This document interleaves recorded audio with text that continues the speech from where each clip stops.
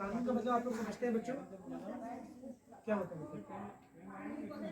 कानून वो नियम होते हैं जो सरकार द्वारा हमारे समाज में लाए जाते हैं। समाज में बदलाव के साथ जो नियम लाए जाते हैं उन्हें कानून कहते हैं। अगर कोई उन नियम से बाहर चले जाता है तो वो अपराधी कहलाता है। क्या कहलाता है? अपराधी। तो सबसे पहले आज हम लोग बात करने वाले हैं शिक्षा की, राइट टू एजुकेशन के बारे में। राइट टू एजुकेशन का एक्ट 2002 में 86वें संशोधन के तहत लाया गया था। 2002 का अधिनियम है जिसमें हर बच्चे को जो कि 6 से 14 वर्ष की उम्र का है उसको कंपलसरी एजुकेशन, अनिवार्य शिक्षा देना बहुत जरूरी है। यहाँ लिखा हुआ है मेरे कंपलसरी एजुकेशन, इसका मतलब है कि हर बच्चे को चाहे वो 6 से लेकर 14 वर्ष की उम्र तक का है उसको कंपलसरी एजुकेशन देनी ही देनी है। कोई प्राइवेट स्कूल भी बच्चे को इस चीज़ के तहत नहीं निकाल सकता है कि ये बच्चा पढ़ाई में अच्छा नहीं है, ये बच्चा वैसा है। 6 से अगर वो 14 वर्ष की तक का है उसको पढ़ाना ही पढ़ाना है किसी भी विद्यालय में। दूसरा आ जाता है फ्री एजुकेशन।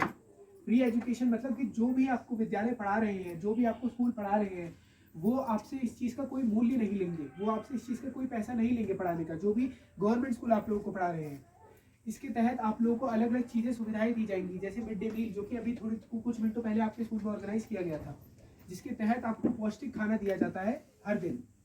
क्या दिया जाता है? हर दिन आपको पौष्टिक खाना उसके तहत दिया जाता है। तीसरा हमारा आ जाता है ओवरऑल डेवलपमेंट। क्या आ जाता है?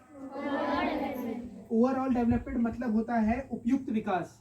उपयुक्त विकास मतलब पढ़ाई से हटके, अगर आप किताबी ज्ञान को हटा के अगर कोई दूसरी चीजों की हम बात करें, उस चीज के ऊपर अगर विकास कर रहे हैं, बच्चों की खेल कूद, बच्चों का मानसिक विकास, उस चीज को हम उपयुक्त विकास कहा जाता है। अगर आप लोगों को याद होगा, मैम को याद होगा कि तारीखे ब्लॉक में अभी रूपांतरण स्कीम कुछ दिनों पहले चली गई थी, कुछ वर्षों पहले, जिसके तहत विद्यालय के जो पुराने विद्यालय थे उनको नया बनाया जा रहा था। उनमें मॉडर्न टेक्नोलॉजी, स्मार्ट क्लासेस, उसका स्ट्रक्चर चेंज किया जा रहा था जिसकी वजह से बच्चों को पढ़ाई करने में आसानी हो, जिसमें आपके शिक्षक और अन्य लोगों का योगदान था। अगर आज का मैं दूसरे मुद्दे की बात करूं वो है पॉक्सो एक्ट। क्या है?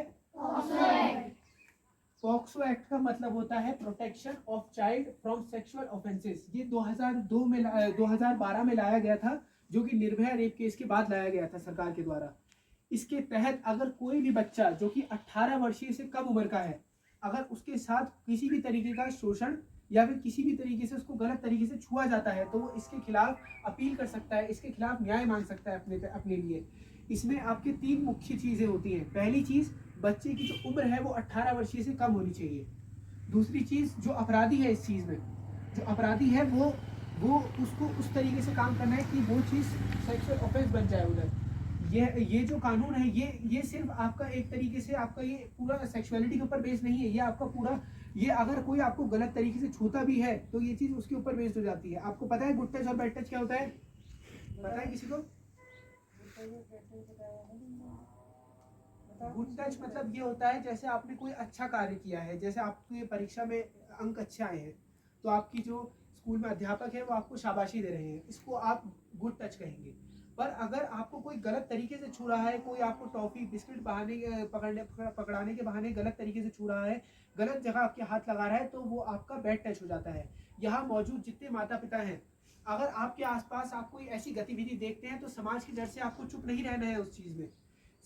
सरकार ने इसमें कई ज़्यादा नियम ला के दिए हैं आप लोगों को। पहली चीज़ ये है कि अगर किसी भी बच्चे के साथ ये कुछ होता है तो उसको मुफ्त वकील प्रदान किया जाएगा सरकार के द्वारा। अगर वो खुद अफोर्ड नहीं कर सकता है, तो अगर उसकी खुद की हैसियत नहीं है वकील लाने की, तो उसको सरकार के द्वारा वकील दिया जाएगा।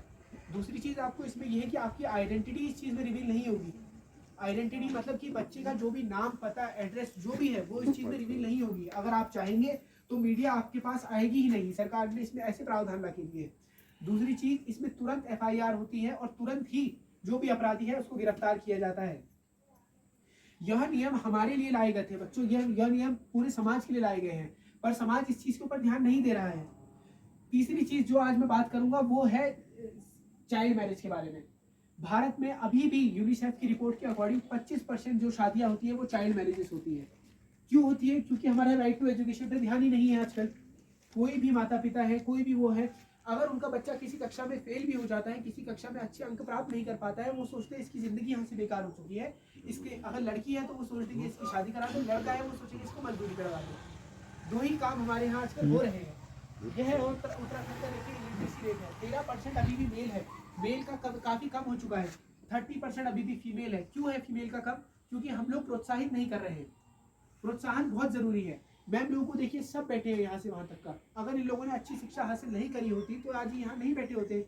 इन्होंने परिश्रम करा है, मेहनत करी है, तभी आज मैम हम लोगों के साथ हैं। हमारी ऑर्गेनाइजर डिग्री सब उन्होंने ली है, ये सब उन्होंने उसके बाद किया है। ये किस लिए? प्रोत्साहन की वजह से।